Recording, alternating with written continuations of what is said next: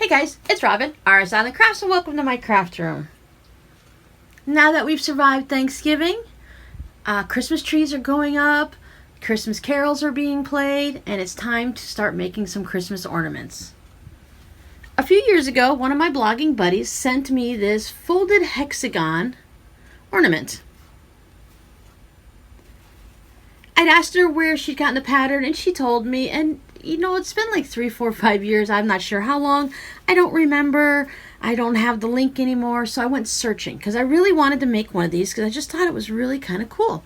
So I went searching and I found a couple little tips and tricks and hints and some go follow this and go do that.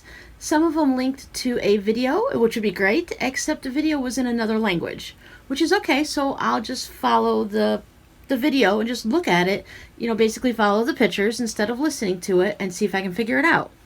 I did a little bit of that, and then I found another one where they used paper and fabric and they showed how to iron it. Then I went and found another one, and I found a blog post where they stitched it, but they put some batting and stuff in it to make it poofy, and I didn't want any of that. So what I did is my normal style is I took all of these different videos and tips and tricks and blog posts and I smushed them all in together, ignored half of it, and just kind of dug in and tried to figure it out myself. I am a hands-on learner. I can learn from books and I can learn from visual, but I really need to actually dig into it and get my hands dirty and figure it out that way. Just by manipulating things around, I can find a way to do it my way because all of our brains don't think the same way, and we all need to do things a little bit differently. So I figured this out. I've been practicing. I made a large one. But then I decided, and this one I actually ironed. So you can see that this one's flat. This one's been sitting around for a while. It wasn't ironed to start with, but it did come in the mail, so it has flattened out a little. This one has definitely been flattened out. I kind of like it flattened out a little bit and how these poof up, but then I did it without ironing at all, and look at how much poof I got on this guy. Now of course if you were to send it in the mail it would get a little bit flattened, but it can easily be poofed back up. And I put a little button on the back of this one, and I used white thread so you can see it a little bit here. But I don't know, it's just a little bit messy, but I think if I was making it for my own tree, I wouldn't worry about it too much. You can easily glue a button back there, put a little piece of fabric, a little yo-yo, one of those fabric yo-yos we've made for the owls. And then this was the last one I did. And I really like the way they turned out. I have a button on the front and the back. I stitched them both down. I got a nice amount of poof because I did not iron it anywhere. I finger pressed through here, so that's why this is flat. But I'm calling this the folded hexagon star because this is like a star shape here, right? Ornament. And I thought you guys might want to see how I made one, because I know you guys. Now, if I were to show this on my Whip It Wednesday as a finished project, you'd be like, hey, you didn't show us how to make those. So today, I'm going to show you how to make them. I'm also going to put a couple links down below of the different places that I found the videos and the patterns. I want to make sure I give credit to the people that I took all the little bits and pieces from and made it into the one design for myself to make. So this starts out as a hexagon. One of the patterns said to go ahead and use an 8-inch hexagon, and that's how I got this music note one. And then I thought that was just it's good for a big tree, or if you're going to just hang it somewhere. It's not too bad.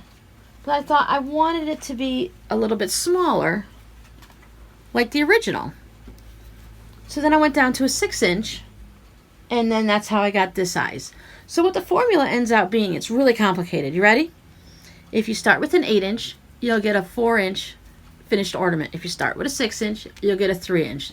So whatever size you would like your finished ornament size to be, just get a hexagon twice that size. Now the way I found these is I went on to our good buddy Google and I typed in 8-inch printable hexagon template. Boom, popped right up. Then when that didn't work, I typed in 6-inch printed hexagon template, and that popped up. So whatever size you need, there's some type of a generator there they're just going to automatically pop it up for you and you can print it out. That's basically going to be the easiest part. These ornaments are a little bit fiddly, and it might be a little bit hard to show because, once again, you're doing something in a small area and I have to have my fingers in there. But I'll do the best I can to make sure you guys can see what's going on. So since I like them to be finished at 3 inches, I'm going to go ahead and use a 6-inch one. I just went ahead and cut out a hexagon that is 6 inches.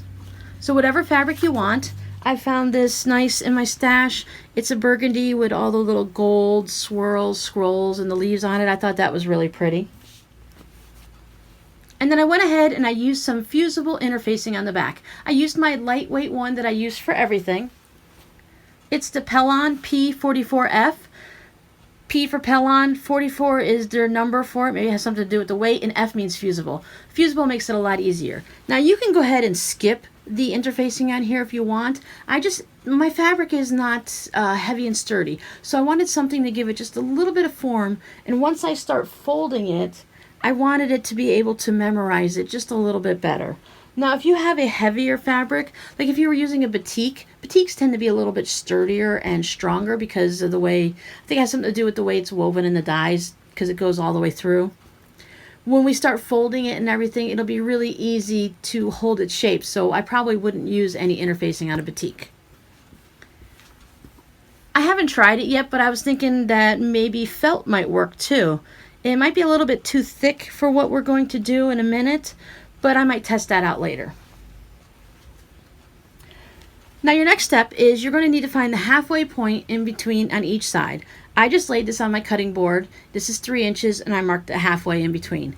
You could also fold it, but I just took a pen, pencil, whatever you happen to have, and on the wrong side of your fabric, you're just going to put a little tick mark because we're going to be using that as a reference point. I also folded it in half, the whole entire thing, so that I can find my center point. And once again, I just put a little dot there to mark the center. Now this center point is where we're going to be doing all our stitching, and that's why it's coming through to this side.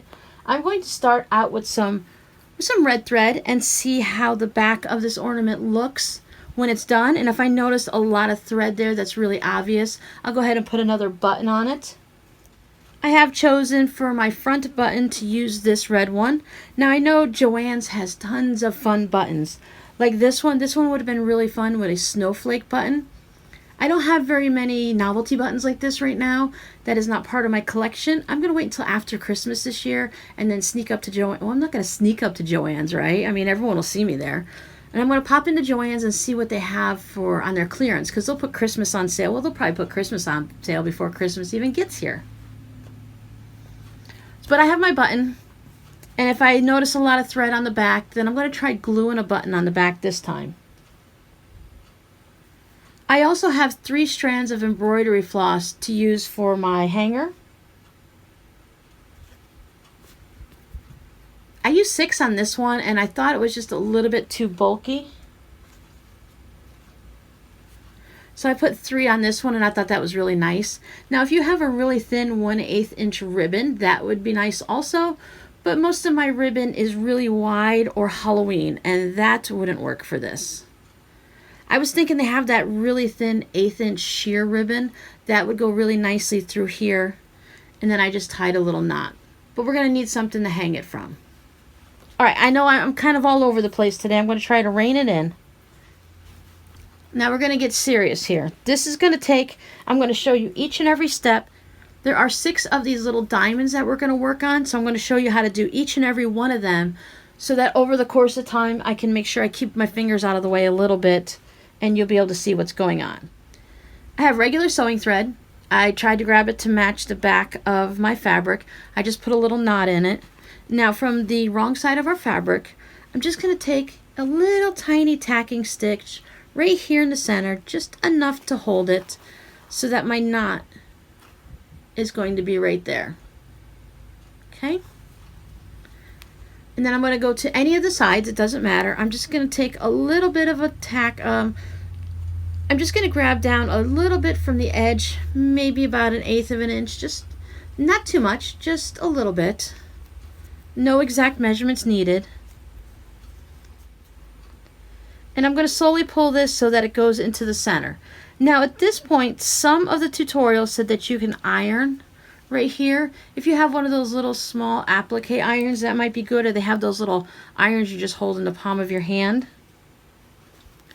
I'm going to take that little stitch, and then I'm going to go back through my base fabric again, through the center, and back up through this side piece. And what I'm going to do here is I'm just going to grab this loop. I'm going to give it a little knot. Now that's going to help hold this in place. The first time I did it, I did not put that little knot there. I just went through it once or twice, and this piece tended to move around a lot. We're going to be manipulating this fabric quite often, so I want it to stay in place.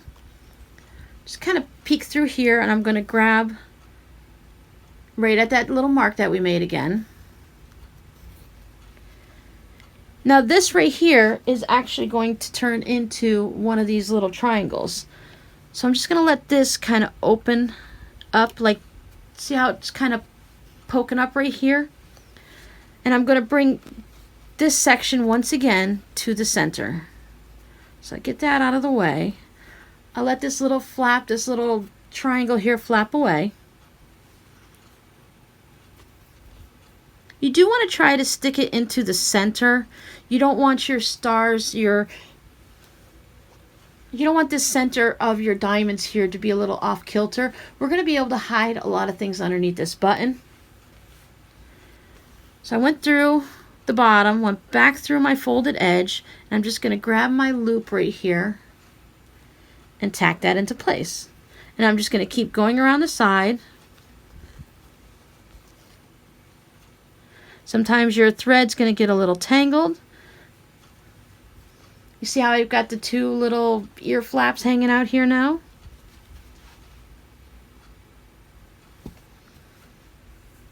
I want to move my button right here so I can tell where I need to be, so you guys can see what I'm doing. Grab through the back of the main piece again, the hexagon, grab the little flap, and go through the loop to just give that one simple little knot there, and that's going to hold it in place. So I'll move this guy out of the way. About 1/8 of an inch down. If you go a little bit further, it's okay. Going to meet it all up into the center. I'm grabbing the back and I'm grabbing the fold here, the little flap. And then through my loop just to hold it in place. Now you see how these would have been flopping around if we hadn't knotted it down there. This allows it to stay in place, because otherwise the thread just kind of loosens up and it'll just start falling apart on you. And this way it's going to stay there nicely, exactly where we need it, so that when we're manipulating the rest of it, we don't have to worry about constantly going back and figuring out where all those pieces go. Now here, if you go through the back, or if you just grab one of these other little pieces, either way, as long as we're tacking down this little piece, this edge. Just go slow and go easy. Now we have to pull both of these and open them up like this, so that we can stick our needle through on our marked line here. You have to set it down. Make sure all these are coming in, and that we have our little bunny ears, our little triangles, however you want to look at it, all the way around. And once again, I'm going to come back through and just take a little tacking stitch to hold it into place. Maybe a dark colored fabric wasn't the best choice. Let me get through this one, and then we'll go ahead and make another one, and we'll see if we can do it out of felt. We'll just test that out, and that'll be a lighter color. It'll be easier to see. Okay, so we're in the center. Now I just go through and I like to finger press all these edges, just so, especially like right here where you're coming into this little diamond flap. I like to make sure that's a nice little sharp spot there, just by finger pressing. Nothing big and fancy. You don't have to worry about the big iron. Like I said, if you have one of those little applique ones that just pop in there, you'll be good. Now this is the part where it gets where I'm going to have to get my fingers in the way and things are going to get fiddly. So what I'm going to do is I'm going to just get some of these guys out of the way.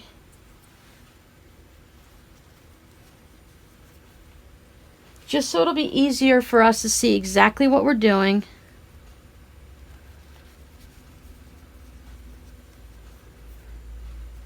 And there's less things that are going to be blocking our vision. All right, so I have this. I can see that both of my pieces are lined up here. They're not tucked in anywhere. Everything's in a nice spot. It's all folded and come right down to the point here. So now I'm going to put my finger in and just open this up a little bit, and I will fold this down just so that it goes right into the center there. There's my little tip on the point of it there. It's going into the center. I'm just a little light finger pressing just to have it sit there. Now, what we're going to end up doing is we're going to take these 2 points right here and we're going to bring those in, and this part right here, put my finger and just pop that down a little. What I want to ultimately happen is I want this tip here to come and meet this one here. And then these 2 sides are going to come in and meet, if not overlap a little bit. See what I mean? How it's a little bit fiddly? Because you're working on just this little small space here. Now we're going to fold it in half where these 2 points on the sides of the diamonds are. This top part that we just folded back, we're now going to push forward. And you see how that gives us our little diamond there? So I'm going to take my thread and I'm going to tack that piece down. Once again, I'm going to go through it, either all the way through or just through one of these little edges here. And I'm going to grab that loop so that I know that that piece is going to stay down. And there's one. Turn it in either direction. And let's do it again. So I make sure I have both sections up. They're reasonably even up here. I open it up so that I can fold the tip to the center. Now I'm going to pull this part back. Some people, they put their pin and then they pull this back. But I thought that was just one extra thing to hold on to that I really didn't need to hold on to. Just fiddle around with it a little bit. Now remember, this is going to be on the other side, so no one's going to see it, but you want to kind of have them all about even. And they also take their needle once again and they'll put it here on that where the 2 pieces of the diamonds are across, and then they fold that up. And that gives you that section again. Tack it down.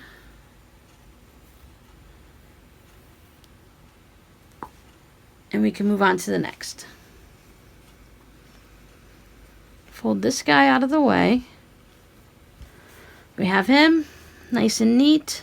Open it up, fold it down. I know I'm repeating myself. I know I talk too much, but sometimes hearing it over and over again, a lot of times when I'm making these things, I'll say these things over and over again in my head. You know, open it up, fold it down, bring these 2 together, have it meet, fold it forward, and tack. See, now that looked a little bit wide, so I'm going to try that again. I wanted to have this part here be more of a point. It was actually kind of wide when I was bringing it forward. So I want to make sure those sides stay tucked in.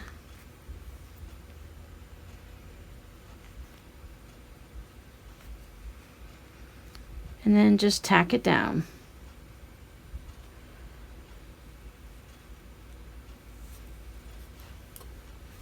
Okay, all together now. Make sure it's creased, make sure it's even, open it up, fold it down, bring the tip back, make sure the centers are overlapping a little, or at least touching, fold the tip back to the center, and tack it down.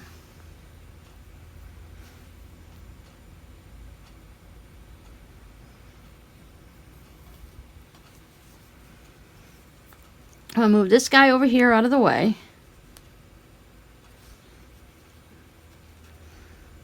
See, after you make one, if you make your first one out of practice fabric, maybe just simple muslin, something that you just have a scrap of whatever left over that's not important to you, then it only took me 1 or 2 ornaments to really get the rhythm down and to find the way to do it without being too complicated and confusing. Because like I said, this one was pretty good. This one was pretty good. I like the way this one turned out. But this one went together in moments. It was really quick. It didn't take me that long because by then it was my 3rd one. I'd gotten it down pretty pat.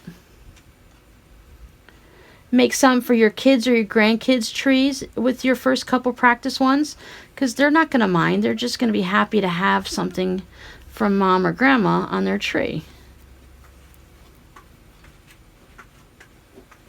Just thinking these would be nice little exchange gifts if you want to put it as like the tag of a present or something that you're giving someone. A little bit of an extra thing on top of a package just to have. You know, it's nice. I like to give my friends and family a new ornament every year. So I thought these would be really nice to go ahead and make. And then let's see what our back looks like. I think our back isn't too bad overall. If I had used a burgundy, it would have been perfect. I can make another one of these and glue it onto the back or stitch it onto the back. I can put a little button back there. I can just leave it as is. I can glue a button or I can stitch the button. Now when I was doing this one, I stitched the back button and the front button on at the same time. That just means you're just going to give yourself another little fiddly project to do. And when you stitch through this button, you're just going to add another button right to the back of it and stitch it down. I kind of like the idea of just gluing a button back there because it was a little bit fiddly and hard to constantly be matching up the holes. And look how fast and easy it is if you don't. Then I just come through on my last one. I go behind the button.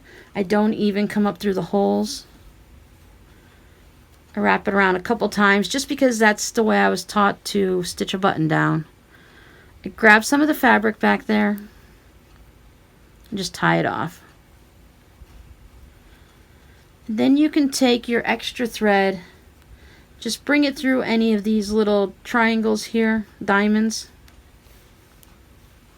Just like when we're burying a knot in quilting, we're going to give this a little bit of a pull, and then when we let go, the thread will just bury itself right into there and we won't have to worry about it. Now when I was doing the hang tag, you can either, the one I received, she did the floss right here. This is pearl cotton versus the embroidery floss I'm using. But I like to put mine through the tip of one of the diamonds so that it was like a star hanging. And as simple as just going right through the tip area in that folded crease. And then I just tied a knot. You can, I tried to be fancy and put a bow up there so it looked like it was a little tied package in a bow, but it didn't really work for me, and I just did one of those ones where you just to overhand wrap it through and pull it.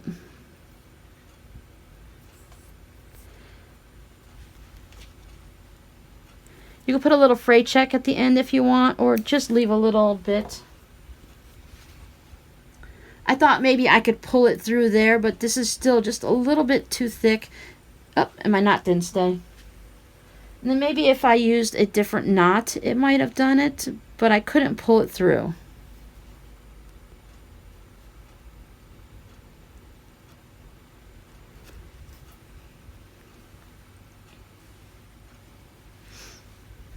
I tried hanging my floss from here and letting it hang up there, but if you did that, it kind of made it fall forward like this, so it was always hanging at a slant. It wouldn't hang straight up and down.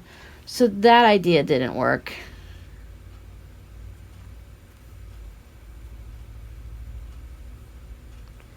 I'm sure you guys will fiddle around with it and come up with a really great idea. And then just come back and let us all know, and we'll be able to use that on ours if you're willing to share.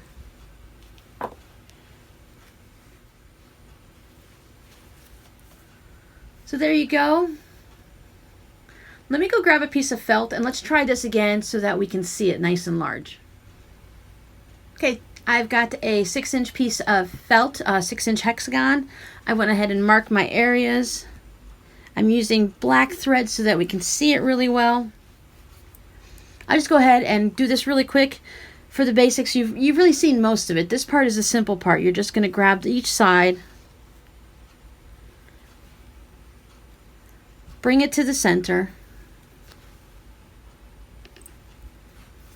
and we're going to tack it down.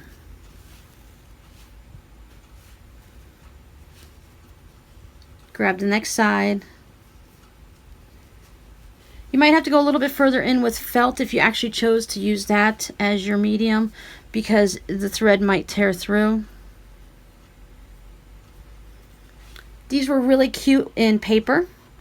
They were just finger pressed, and I think they used glue to hold them together. I'm not a paper crafter, so I don't have a lot of paper products and stuff like that on hand. So I can't really show you that. But I think once you get the basic idea, you can transcribe that to any type of product you want to use. I thought I was going to have to do double-sided fabric for some strange reason, but nope, you just need just one piece of fabric. The interfacing or stabilizer, whichever is your choice, will hold it all together. See how this one was folded over? I just pulled this one out. It kind of reminds me of a collar of a shirt. There. I think that was basically the easy part of it. It's everything else that it gets a little bit complicated.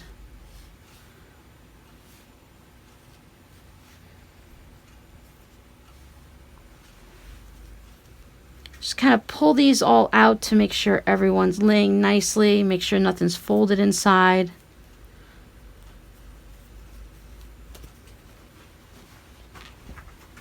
Fold these out of the way.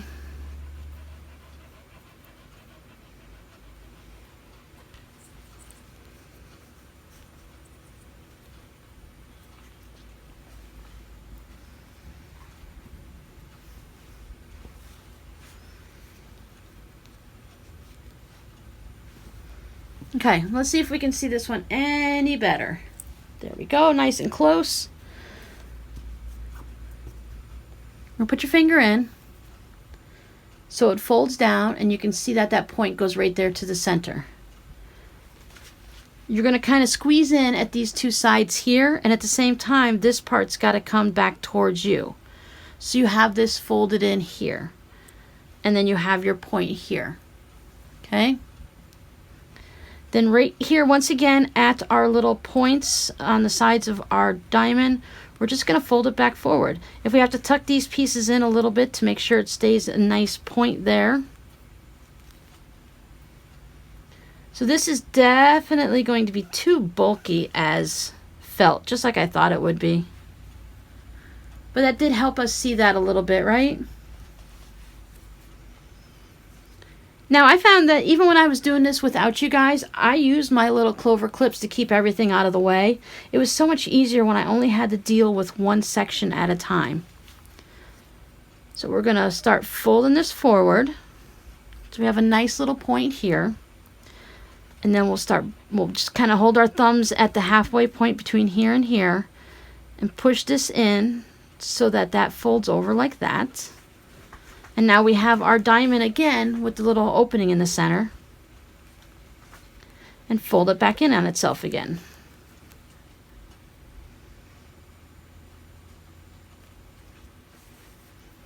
I'm always giving a tacking stitch just so it stays there and I don't have to worry about it going anywhere. Make sure these two are sort of even. Open it up, fold it down, halfway between, push in the sides. We've got our diamond with the crease down the center, so it's kind of ugly. And then right there, right in the center, see how this is starting to open up again? I'll just pop that over a little bit, push it in with my fingers as I'm folding it forward. Once again, putting my fingers in the way so you can't see what's going on. You see how our thread is piling up here in the center? That's one of the reasons why we need to have that button there.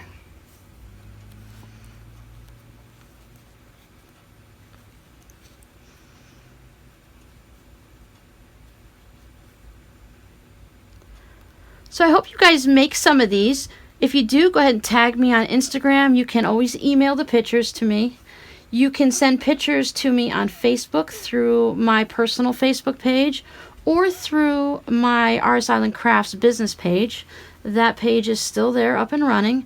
I only post the videos on there. I don't actually do anything else. As I said, I'm just really not much into Facebook right now.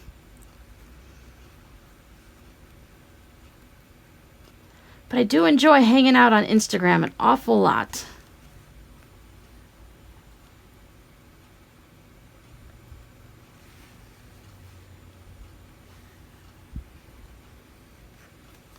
And then the last one. And because the felt is so bulky, you can see we have a little bit more of a messy look to it, but hopefully you could actually see the steps a little clearer. And you see how fast it goes? You can really just whip these out pretty quick. Now I'm not going to worry about tying that off and tacking it or anything like that, because this is actually just going to end up being in the waste. But we have our basic shapes. When you're doing with your fabric and if you're finger pressing here, that's giving those that nice sharp look right there. Like you can see here, we have those nice points coming together. And then just choose something to cover up your center. Any type of a button. These I layered these two because I thought that was fun. The white was a little bit too much on it.